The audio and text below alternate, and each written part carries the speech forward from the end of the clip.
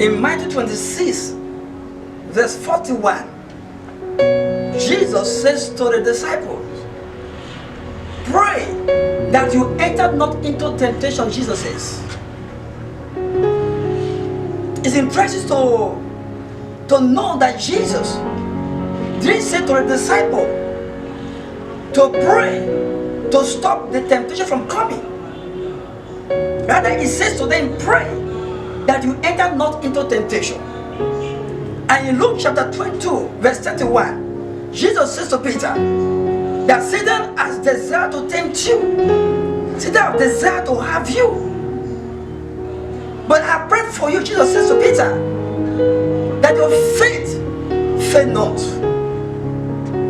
Jesus did say to Peter that I pray to stop Satan from having you. Say, but I pray that your faith fail not.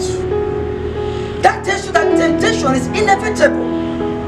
We are sure to be faced with temptation now and then. Whether it be in our home, with our spouse, with our children, with our friends, in the church, we are likely to be faced with temptation on a regular basis.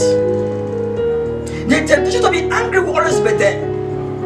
The temptation to be bitter will always be there. The temptation to revenge will always be there. The temptation to quarrel will always be there. The door of temptation to steal will always be open to you. The door of temptation to compromise will always be open to you. The door of temptation to commit immorality will always be open to you. You have the responsibility to see to it that you keep yourself in the consciousness of the Word of God. The Word of God admonishes us that the Word of God should dwell in our heart richly. So the more the Word of God dwells in our heart richly, and the more conscious of the Word of God you live in daily,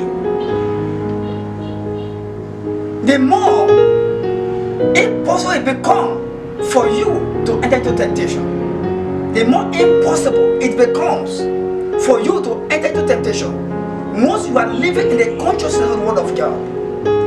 It's very important that as a child of God, you take up the responsibility to meditate, to study and meditate on the Word of God regularly, to keep yourself from entering into temptation, because temptation is inevitable.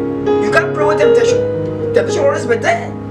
But the more the Word of God in your heart, and the more conscious of it you live in daily, the more impossible it becomes for you to enter into temptation. Because temptation is inevitable.